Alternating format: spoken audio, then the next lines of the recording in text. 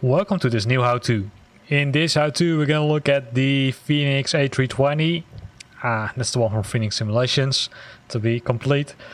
So the aircraft is currently located at Rotterdam The Hague Airport, and we're going to start the aircraft from scratch in this video and also prepare the aircraft, I would say, for takeoff. But we're not going to do the flight itself, right? So because it would be a really long video, and I also always prefer to, I would say, kind of post shorter videos, although this one will be probably already pretty long.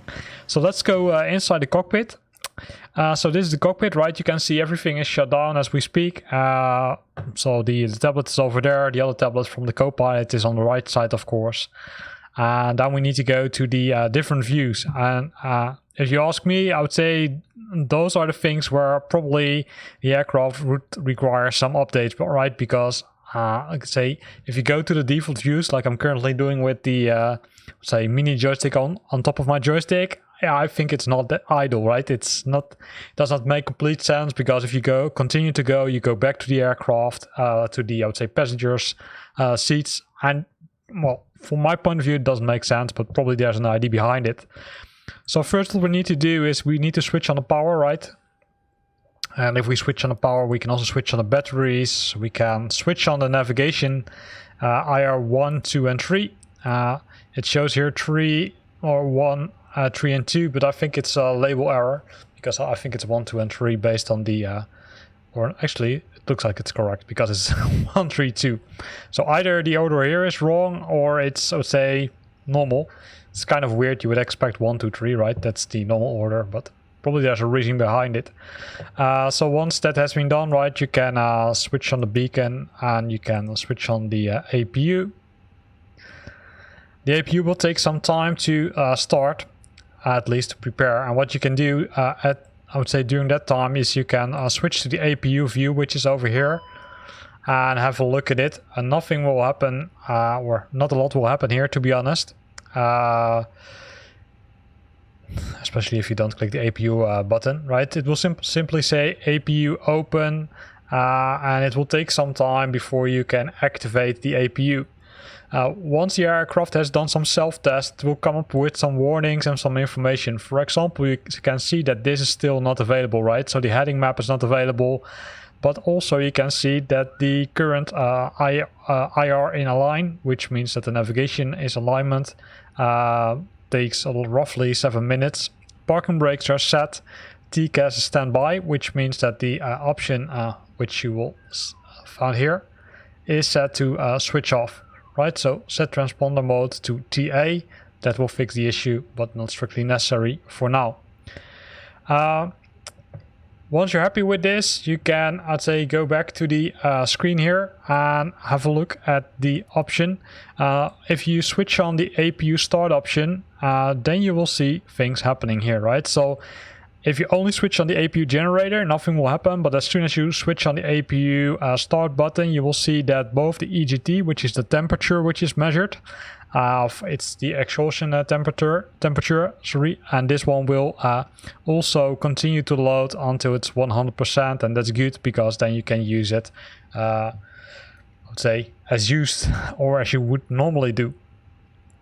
So this is the first thing we need to do, right? Because we want to make sure that the aircraft is already, I would say, kind of partially started, not the engines. That's another thing, but we need to make sure that this part is done as part of the preparation process. You can see that the APU generator is also running, which means that the aircraft itself can, I would say, generate power. So that's always cool. So going back to the top, and exactly this is what I meant, right? This, I would say, frustrates me. I don't think these camera positions are idle, but again, probably there's a reason behind it. You can switch on the air conditioning by switching on the APU bleed. Don't forget that it's officially recommended to switch off the APU bleed once you once are starting the engine. We can switch on the pumps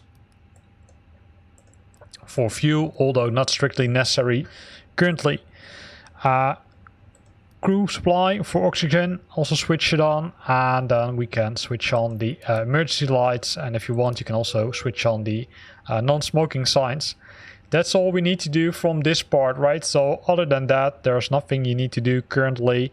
You can ignore the generator 1 and generator 2 errors because that will be fixed say once you started the engines. So let's have a look at this panel. So there are a few options, right? You've got the config options, which you probably already looked at, which allows you to also control the view, but also control the PAX cargo. However, those nice tablets on the sides of the aircraft also allow you to do make changes. And you can see that in this case, this will probably, I would say, result in a decrease. But on the other hand, you can also see that both the PAX and the cargo is set to 0, right? You can change it by simply punching in a number here and then clicking on it, and then it will add values. So let me add 150 cargo, right? This is one option, and you will see that once you've done that, you will see that the cargo has changed, but also the PAX has changed because we changed these values. So the center of gravity is 27.3, that's good to know, and the zero fuel weight is 45379 kilograms. In total, the aircraft, that's including the fuel, it will weigh this amount. So that's one option you can do. You can do it either via this menu or you can do it via the tablet. I tried changing the values here, right? So you can change the, for example, if you want to 3000, you can update it from here, but I would say it really depends what you want to do. So if you want to do the official approach, you're gonna refuel it here and then switch to the PAX cargo here. If you want to do it, I would say between brackets, an easier way, then you can use the tablets. So the tablets, right, simply hit 4 times 0, that will lock you into the tablet. Once you're there, you can click on Fenix, and inside the Fenix you have the mass and balance option, and the mass and balance option gives you control to both the passenger load, which is the PAX value, and the cargo load. And you can see that currently there are 15 passengers boarded, there's 150 kilogram of cargo, and this is the fuel which is in the tanks.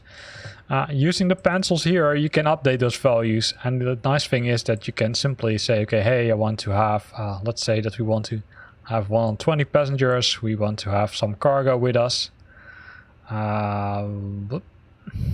let's say 8, and we want to have some fuel. You need to be careful because if you're pushing it too hard, it will not work perfectly. So once you've done that, right, you're adjusting the planned values. So you click on this one, and then you will see that the planned values have changed. Keep in mind that in this case we added 16,000 kilograms, so we need to change that because it does not make sense. The same is applicable for the planned cargo. You need to do this times 3, that's also mentioned here, so I should have warned you about that, and I also should have read it a little bit better myself. So let's assume that we want to take 1000 kilograms, and let's assume that we want to take 4000 kilograms of fuel. You can see that the values are updated here. Once you've done that, you can get the PAX info list, and that's a cool option because it shows usernames, so you can see which user sits where, what the class was, what the status is, some extra information, and then you can continue scrolling, right? This is simply, I would say, nice to have, and you can move it away by simply clicking somewhere else. Once you've done that, you can click load aircraft, and there are a few options. You can either say load aircraft real time, that will take 20 minutes. You can do the fast time, 7 minutes, or you can do instant. Well, instant, as you probably would expect, it would result in that the aircraft will be loaded directly. So you can see that everything is already standing, I would say, outside of the aircraft, right? So both the stairs and the other things. So let's go inside and let's say real time. That will take 20 minutes. What you will see now is that this value will decrease and this value will increase. So it will slowly increase. It will reset it because we changed it here. So that's the difference between defining it in the FMC then you're doing kind of the instant option, while this one makes it more realistic because you can, I would say, really plan it and then really take the time time it takes normally to load the aircraft, right? So you can also that is being reviewed. Unfortunately, if you look at the outside, you don't see much, which is, I would say, maybe room for improvement, and hopefully it will be there in the future. So what you can do to make it more realistic, of course, yourself, you can connect the forward stairs and open the door. That will happen automatically. You can open the cargo doors in the bulk, and if you want, you can also open the after stairs. There's no way that you can currently say, okay, hey, load the baggage. So in this case, the stairs are being set here.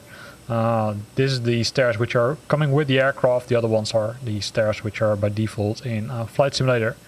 So now we've done that, right? We can do multiple things. The first thing is we can go to My Flight because we need to import the flight plan, which is critical. The good thing is that the aircraft has an option to automatically import from Simbrief. So what I did prior to starting recording, I planned a flight from Rotterdam, The Hague Airport to London City, and then put in a time, and now we're gonna import it. Now you will see this value, right? So this means that the time which you had originally on your flight plan is, I would say, not close enough to the official flight time, which means that you can't say send the load sheets, because normally you can send the load sheets if the time range is within 30 minutes. Now there are a few things which you can do to trick this value. The first thing, of course, is to change it by pressing the pencil button here. The other option is to go back to Simbrief, adjust the time, and then re-import it by using the re-import from Simbrief option. So currently, I would say, let's say that I want to leave it, I want to modify it. I simply press the pencil and then I will press a new time. So we're gonna say 13:50. Let's see if that's, and then say update STD. In this case, we moved into the wrong direction, so we need to move it to 11:50. In some cases, it acts weird, like this. This is exactly the issue as I had yesterday. If this happens to you, then there's only one solution, and that's to go to the settings menu and then restart or reboot the EFB. It will lose the progress, so probably it will also lose the progress of us loading the I would say aircraft, but yeah, there's no other way to do that. I think it's could be a potential bug. So let's see if we look at the Fenix and then look at the mass balance one. Now you can see it's still loading. It also says here, and now it says resend load sheet, right? That's normally when you change values, you need to resend the load sheet. So I think we're gonna press re-import to make sure that we don't get the warning. It says 60 minutes. So we press dismiss, and then we're gonna set it to 11:50. So don't push any other characters because it looks like that there is an issue with that. Now we don't need to re-import it. So we're gonna press cancel. Now on the bottom you can see that you can swipe to the different views. So what you need to do is you need to click somewhere and then you will find it. There's nothing swiping which you can do, of course, on your screen. And there you will find the meter data, right, which is the weather information from Rotterdam The Hague Airport, but also from the arrival airport, which is London City. And even if you added, I would say, an alternate airport, which is Paris Charles de Gaulle, you will have this information there. You can also view it in TAF format if you press the View TAF option, and then you can see that. Refresh also works, right, because then it's going to refresh the data. So once you've done that, I would say you're, well, not kind of clear to go. You can, I would say, start looking at some stuff. If you're lucky, then you have the Navigraph integration. If you have the Navigraph integration, which means that you also have the subscription, you can use the import Simbrief also here, which will now load the flight plan, but also the information. So it gives you access to all documents of the airport, but also it gives you information to the route. So it will show you the route which you're gonna fly. right? So a nice addition to the, I would say, already nice view in the Fenix simulations. The other thing what you can do is you can directly access the document generated by Simbrief. If you press this option, you can click it, and then you can, let's say, review the document and also take into account all those values, right? Because those values, especially the zero fuel weight values, are, I would say, key to understand, because you need them if you're programming the flight. And you can easily go back to the map, right? And it says, hey, do you want to move to the Navigraph app? And you can say yes. In this case, I don't want to do it, so that's done. So let's look at the performance settings, because that's another thing which we need to take in mind. So the cool thing is that using the tablet, we can select or can push in the ICAO code from the airport, and then you will see it select runway 6, which is fine for me. Then you can say, hey, sync load sheet, and then it will load the values from the load sheet. Because if you don't push in these values, it will generate an error with a red square, or I would say a red square here amongst this value, because you need to put in values, but it's, I would say, kind of easier to do it like this. So what you can do is also set it like this and then resync it. So this is the flap config, right? 1+, so you set 1+. And the good thing is that it also allows you here to get the latest weather information from the airport. Once you've done that, you can press calculate. If you press calculate, it will tell you the VR speeds and also these values, right? So that's interesting. The only thing which it doesn't show you is the trans-alt, which is the altitudes where you're gonna transform to a different airspace, if I'm correct. So this value which you will need, so you need to keep it in mind, 131, 131, 134, not that hard, right? That's good. So the same thing can be done for the arrival airport, using the arrival perf tool. However, in our case, we probably don't want to do it yet. Normally you would do it, I would say, I think, when preparing for the landing. So in our case, we don't need to do it right now. So let's leave it as is, and let's go to the rest of the systems, because that's something we need to do in the FMC, right? In our case, we can first go to the init button, and the init button has a few options. You can either push in values manually, or you can press the init request button. The init request button will simply pull the data from Simbrief into the FMC, except a few things, which are the flight number. In this case, it was A320SB, which is the default flight plan, so probably you will get a warning that it's a conflict. Well, if not, that's good. Then you will have the cost index. Cost index, I will set it to 25 in this case. And the cruise altitude, we'll set it to 30,000, and then we can set it to 14 degrees. There are few ways where you can get the value of this temperature. That one is to tune into the ATIS, right? So if I open up the ATC, you can go to the ATIS, and if you press that button, it will tell you the information. Oh, actually, there's 1 degree increase. So once I would say you don't want to hear the voice anymore, you simply click on it and then it's good. So we're gonna update it 300/14. 15. We could actually also see it here, right? So that's good. And then we press the IRS init option. The IRS init option will make sure that the IRS, which is the navigation system, is aligned correctly. If for some reason this isn't aligned correctly, you need to update it. It will show you an option, give you an option here to realign it, and that's all you need to do. In our case, we're lucky and we don't need to realign. So that's fine for now. You see arrows on the top here, which means that you can move to the next page. And the next page allows you to push in certain values. One of them is the zero fuel weight. So the zero fuel weight is in the Simbrief plan. So let's reset the view. And oh, wrong side. Oh no.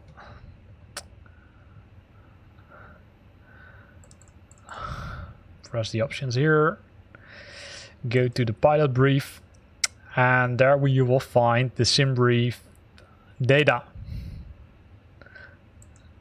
You need to re-import it every time, so that's another, I would say, improvement point which can be done. And if you go to this list,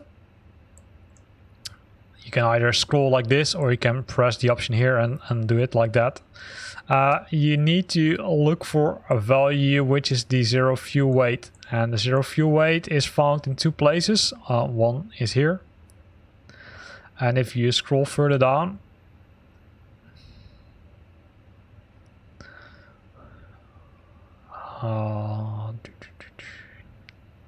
you will also find it here, right? So this is the easier value, because this is the value you need to push in.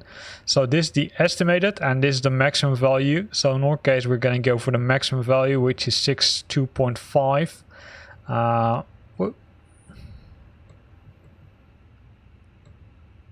So we're going to push in 62.5. and then do the / and then define the zero fuel center of gravity. There are a lot of rumors where someone says, hey, you need to push in 25. The other says, okay, you need to push in 30 to 35. So I don't know what the correct value is, to be honest. So I'm simply going to use 25 in my case, and then press the option. The thing is, if you don't populate it, it will have issues planning the fuel, right? So, and also giving the, say, calculate the fuel, how much you need, how much is still left, etc. So once you've done that, you can press the fuel planning option.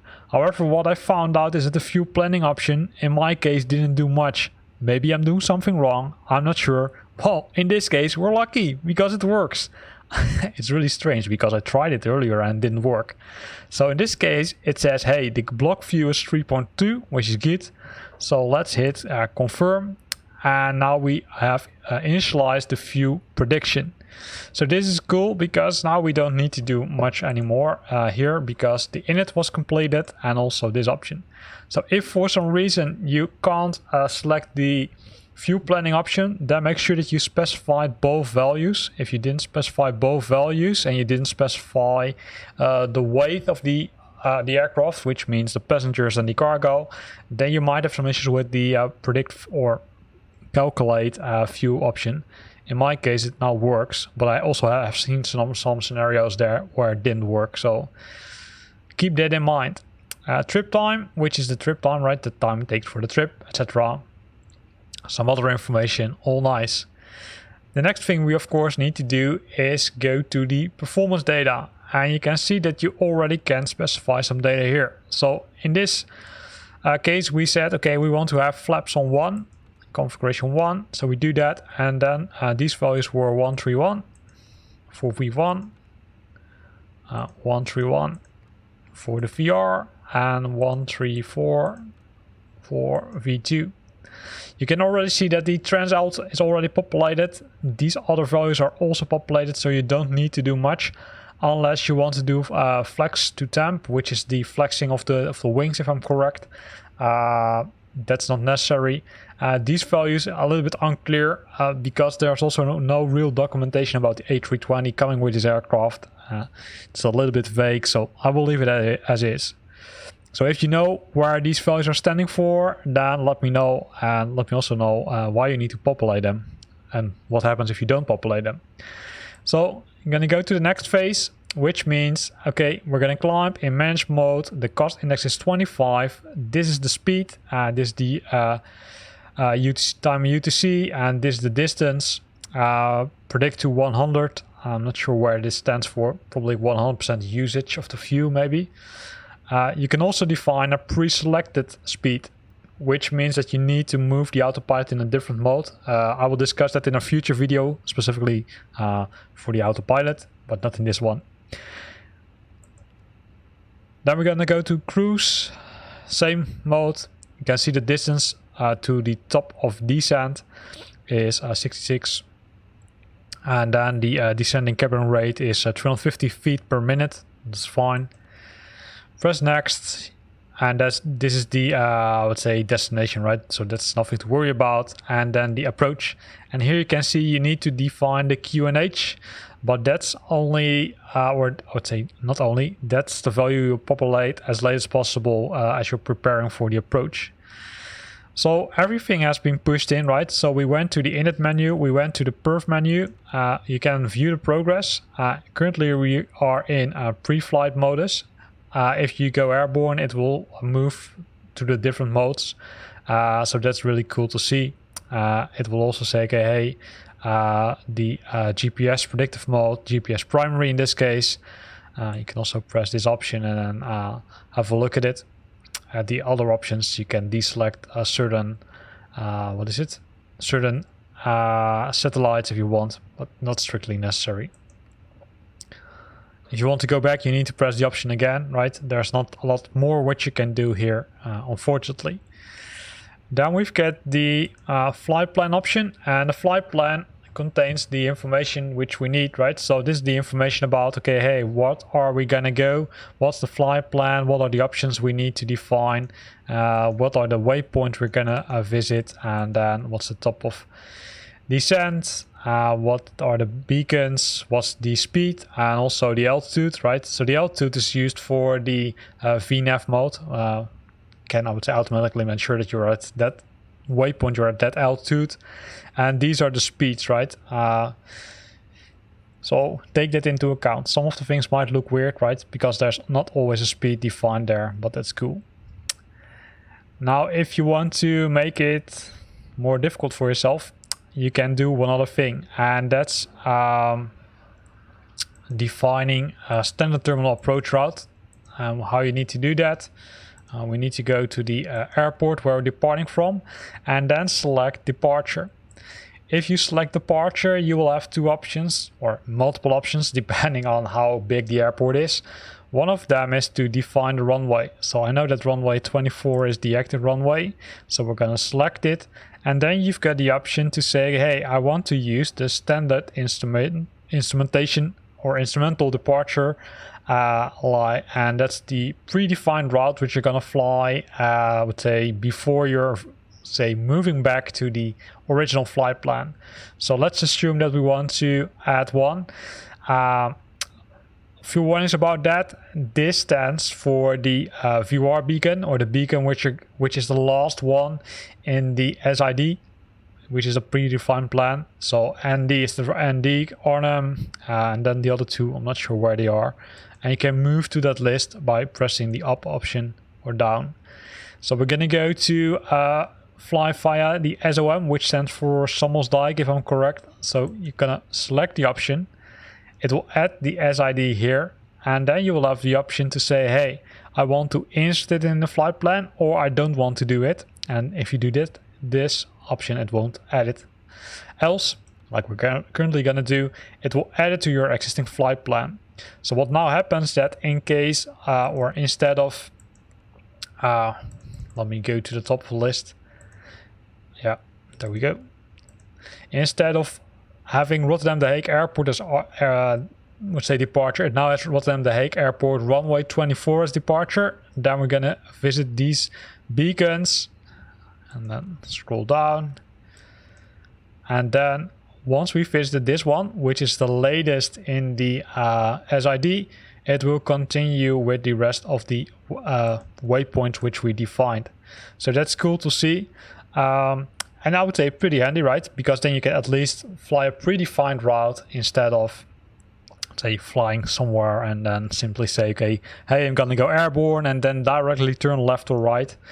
This is, I would say, what probably normal pilots also do. So once we've done that, sorry for pressing the wrong button, you can go to the map again.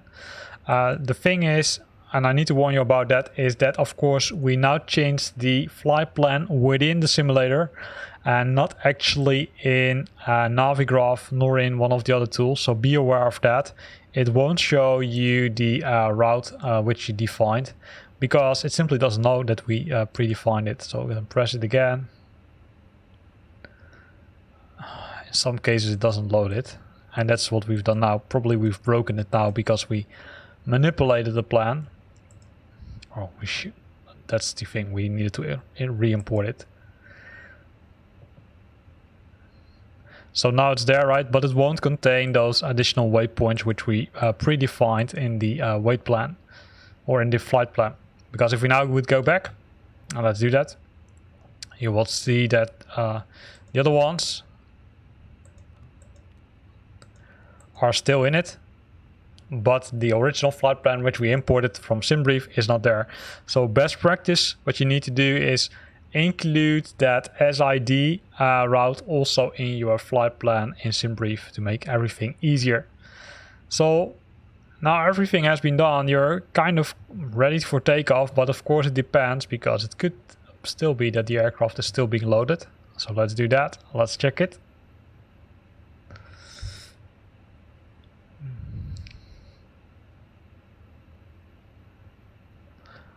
And then go to mass and balance.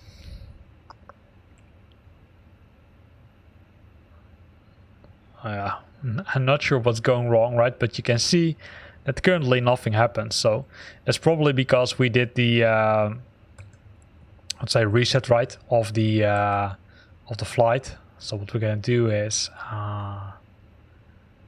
we're gonna trick it. I'm gonna set reset all. And then we're gonna redefine it.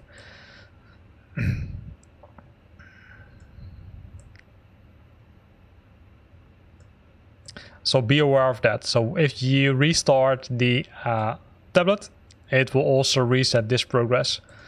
So I'm gonna say load, and then in this case we're gonna say instant, because I don't want to wait. It says boarding complete.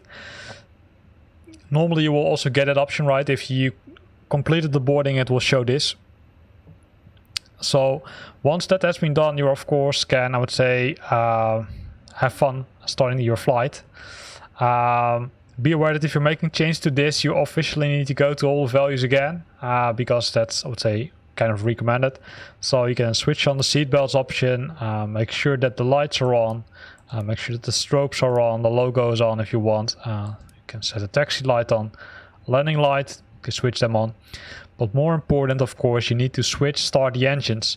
And starting the engines is, I would say, pretty easy, right? Because you probably are aware of that if you did already flew the 320. You need to move this one to start mode and then simply press this option. Once you've done that, you will hear errors. In this case, the throttle was not in idle state, so move it to idle state and then should go to idle state. If you have that issue with the joystick, even if it's, I would say, centered, then there's a small trick which I want to show you quickly, and that's if you go to the MCDU, you can go into the config option and then say calibrate the joystick, because then your joystick needs to be recalibrated. While we're talking, you can see that I pressed the engine option here, which shows now that the engine will be started. That's good. Once that's started, right, you can also switch on engine number 2. But normally what you will do is you switch on engine number 2 first, wait till it's, I would say, kind of fully started, and then switch on engine number 1. So in this case we need to move back a bit. It's kind of hard to see, right? So what I sometimes do is simply look from this angle, and then you can simply see where it is. So officially this is idle. And sometimes you also hear the clicking happening if I'm very silent. That was the click, right? So now everything is cool. So it will start the engines. Thing which you, I would say, can use between brackets. Damn it. Sorry.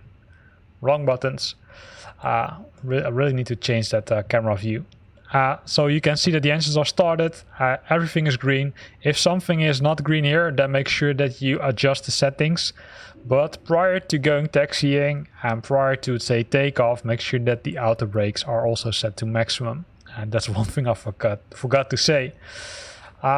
So if we go outside now, you will see that the engines are starting. What you normally do is, of course, remove these stairs first, but that's something we forgot to do. And also remove all the, I would say, things away from it, even removing the pylons over here. And the pylons, well, let me show it quickly where you can remove them. If you don't know it yet, you can go to the ground surfaces, and in the ground surfaces you will find the option remove the cones, and then we can also remove the stairs. In our case we are already loaded, right? So that's done. And of course you can also remove the GPU, which is the power setting. So if you now go outside, you will see that not everything has been removed. I'm not sure what's causing it. I do think that these are the default, I would say, trucks which are in place. So be aware of that. That I would say is kind of expected. Once that's done, we can call for pushback if we of course have permission to take off via the ATC. So we're gonna say hey. No. So I also have the pushback toolbar installed, but that caused some issues. So it's now currently active, but what happened in the, say, while testing this was that the pushback truck kept driving around and around across the wheel. So let's keep an eye on it for now.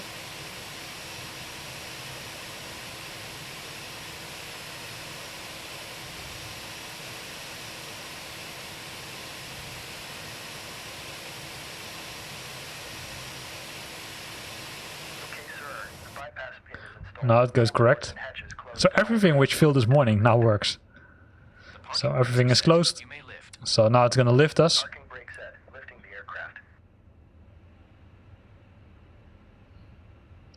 So now the aircraft will be lifted, and you can also see that the truck is connected.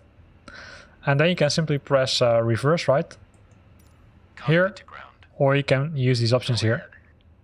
We are cleared for start and push. Parking brake set.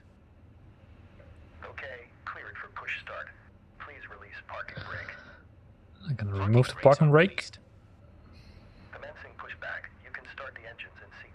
Normally you start the engines now, right?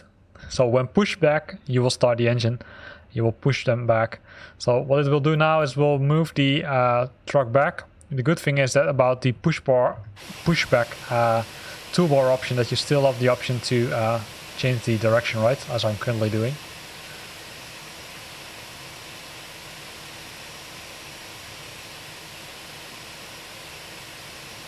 Or of course you can use a pre-planned pushback, which is massive cool, because then you can pre-plan your pushback. You can see that already someone has taken my place.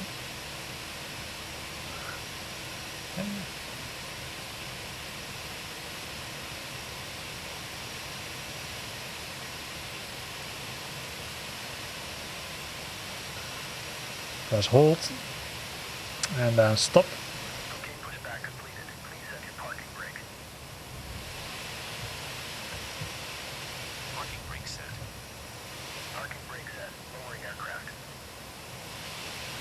So the aircraft will be lowered, and then you're ready for taxiing. Right, so it will now drive away, and then we can move taxiing and, let's say, fly away. But, as promised, I won't show you everything. So we ended here. So in this video we looked at all kind of things. We looked at how to start the aircraft, how to look at the, let's say, weights, how to add passengers, how to add cargo. And then of course we looked at, okay, how can you, let's say, get ready for taxiing, and also various things which we looked at, which I didn't plan to show you initially. So here ends this video. I hope you liked it. If you liked it, then consider to use the like button. If you got questions or comments, then feel free to post them in the comment box below. And if you want to stay up to date about new videos I'm posting, then make sure that you're subscribing to my channel. Thanks for watching, and see you next time.